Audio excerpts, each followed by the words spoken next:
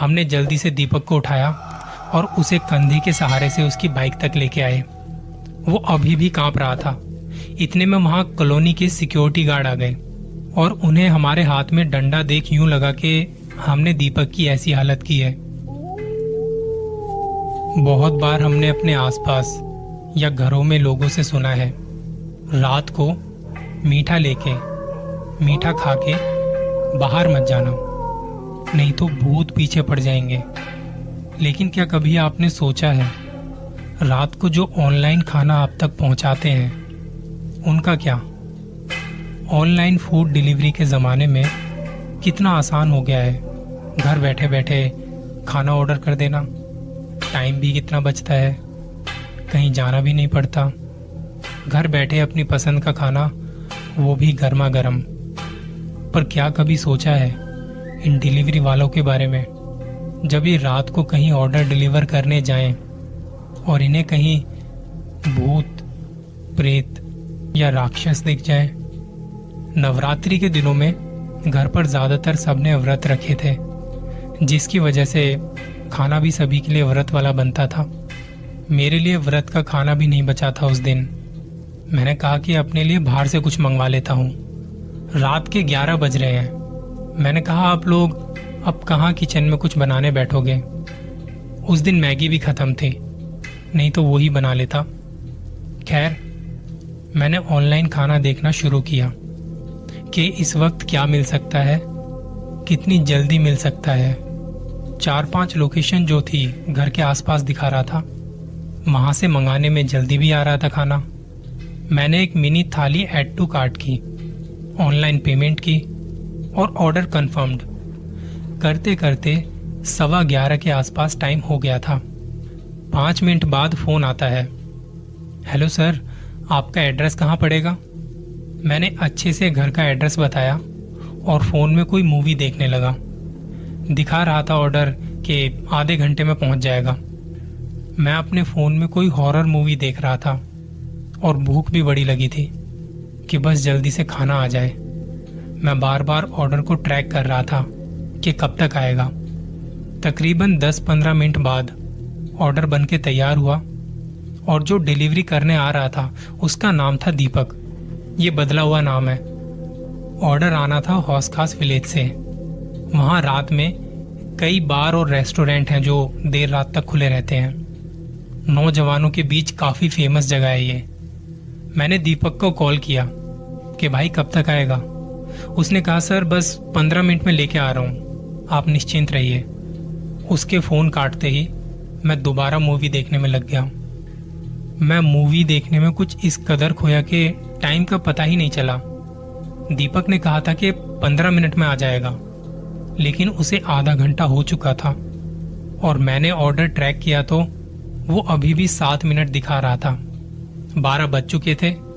मैं बाहर बालकनी में खड़ा था और सब कुछ शांत हो चुका था तब तक। ना कोई नजर आ रहा था, ना कोई आवाज आ रही थी। मैंने दीपक को फोन किया। 2-4 बार कोशिश करने के बाद उसका नंबर लगा। बेल पूरी बजी पर फोन नहीं उठाया। दोबारा से कॉल किया पर फिर वही, कोई जवाब नहीं। 2 मिनट बाद दीपक का कॉल आता है। मैंने कहा भाई कहाँ हो, इतना तो टाइम नहीं लगना चाहिए था। उसने कहा सर बस पहुंच गया हूँ, बीच रास्ते में बाइक में कुछ दिक्कत हो गई थी और अभी आपके घर से थोड़ी दूरी पर खड़ा हूँ, मुझे एड्रेस में थोड़ी दिक्कत हो रही है। मैंने कहा भाई आप कहाँ पे खड़े हुए हो पहले ये बताओ। उसने बताया कि एक पानी की टंकी है, यहाँ बड़ी सी पानी की टंकी है और एक बड़ा सा पीपल का पेड़ भी है, उसी के नीचे खड़ा हूँ। मैंने कहा हाँ सही जगह हो। मैंने उसे बताया कि यहाँ से कैसे कैसे आ सकते हो। उसने कहा ठीक है, आप फोन मत काटना। मैंने कहा ठीक है। मुझे कुछ खटर पिटर की आवाज आ रही थी, पता नहीं क्या कर रहा था वो। मेरे पीछे से भाई आया। क्या हुआ, यहाँ क्यों खड़ा है? मैंने कहा तो भाई ऐसे कौन डराता है। उसे बताया वो मैंने खाना ऑर्डर किया है तो डिलीवरी वाले बंदे का फोन आया था, उसने कॉल किया था, उसी के साथ लाइन पर हूँ। मुझे इंतजार करते करते 5 मिनट हो चुके थे, जबकि मेरा घर वहां से 2 मिनट की दूरी पर भी नहीं था। कुत्तों के भौंकने की आवाज आ रही थी। मैं यहाँ से हेलो हेलो बोले जा रहा था, पर उसकी तरफ से कोई रिस्पॉन्स नहीं आ रहा था। कुत्तों की आवाज लगातार आ रही थी। खाना ऑर्डर किए मुझे 1 घंटा होने को आया था। अब तो मेरी भूख भी मर चुकी थी। मुझे ना जाने क्यों उस वक्त थोड़ा अजीब लग रहा था। पता नहीं क्यों मन बैठा जा रहा था। इतने में भाई फिर से आया। क्या हुआ, तेरा ऑर्डर कहाँ है? मैंने कहा पता नहीं, अभी तो वो पानी की टंकी के पास खड़ा था। भाई कहता चल नीचे चलते हैं, गाड़ी भी पार्किंग से निकाल के घर के सामने लगा देता हूँ। मैंने कहा ठीक है चल। हम दोनों नीचे गए। गाड़ी को एमसीडी की पार्किंग से निकाल के घर के सामने लगाने वाले थे तो भाई ने कहा कि चल एक बार तेरा वो डिलीवरी वाला बंदा कहाँ है, उसे देख कर आते हैं। भाई ने गाड़ी कॉलोनी से बाहर की तरफ मोड़ ली। बाहर आते ही गाड़ी पानी की टंकी की तरफ मोड़ी और वहां डिलीवरी वाले बंदे की बाइक खड़ी दिखाई दी। मैंने अभी तक फोन नहीं काटा था। मैं हेलो हेलो बोले जा रहा था, पर सामने से कोई रिप्लाई नहीं। मैंने फिर फोन काट के उसे दोबारा कॉल किया। बेल जा रही थी। भाई ने गाड़ी साइड में लगाई और हम गाड़ी से निकले।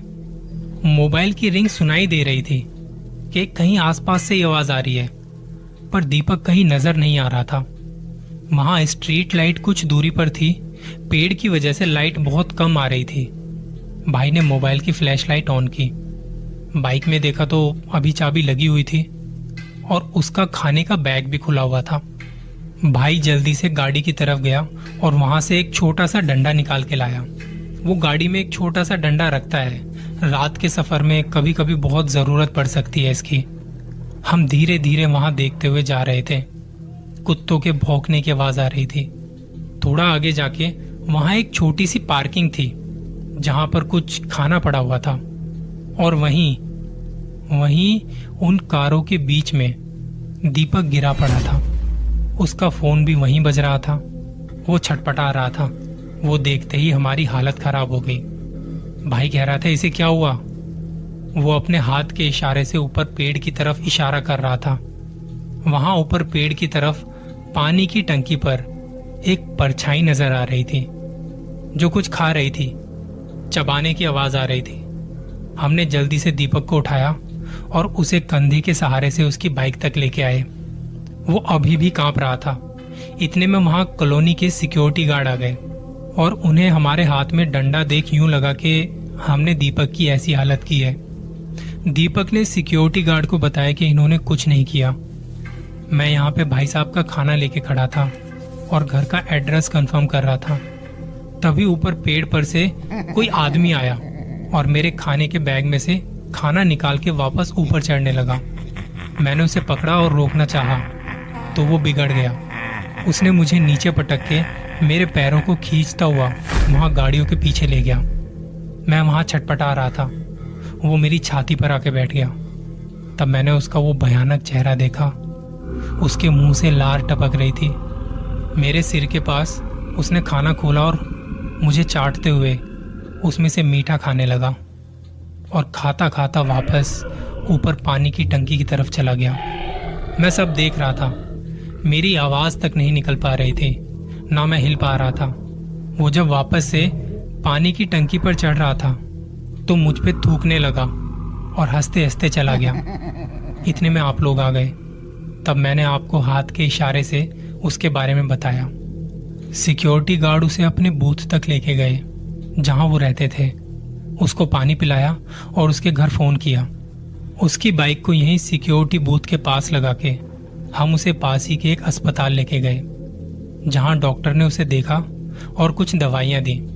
मैंने उससे पूछा कि कहाँ रहते हो भाई? तो उसने कहा कि यहीं मालवीय नगर में।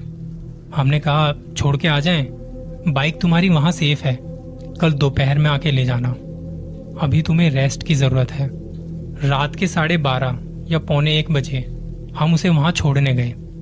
मैंने पूछा भाई आप लोग रात में डिलीवरी करते हो तो ऐसे कभी पहले कुछ हुआ है या किसी और के साथ आपने सुना हो कुछ ऐसा? तो उसने बताया कि कुछ जगह होती हैं जहां हम रात को नहीं जाते। मैं भूल गया था कि मेरे बैग में खाने के सामान के साथ मीठा भी है, तो कहीं पेड़ के नीचे नहीं रुकना चाहिए था। मैंने सुना था कि रात में कहीं मीठा खा के या मीठा लेके नहीं जाना चाहिए, पर पता नहीं कैसे उस वक्त मैं भूल गया था कि मेरे बैग में मीठा है। उस वक्त मुझे लगा कि शायद आज मैं बच नहीं पाऊंगा। जब वो मुझे चाट रहा था, जब वो मेरी छाती पर बैठा था, उसकी वो हंसी, उसका वो चेहरा और मेरी छाती पर यूं बैठ जाना उसका, बहुत भयानक था वो। उसका गुर्राना अभी भी मेरे कानों में गूंज रहा है, उसकी आवाज़ अभी भी मैं सुन पा रहा हूँ। हमारी ताकत उस भेड़िए के सामने कुछ भी नहीं। उस हादसे के बाद से मैं सभी को कहता हूँ, रात को मीठा खा के बाहर मत जाना। ये गलती आपको बहुत भारी पड़ सकती है, इतनी कि आप सोच भी नहीं सकते, उसका अंदाज़ा भी नहीं लगा सकते।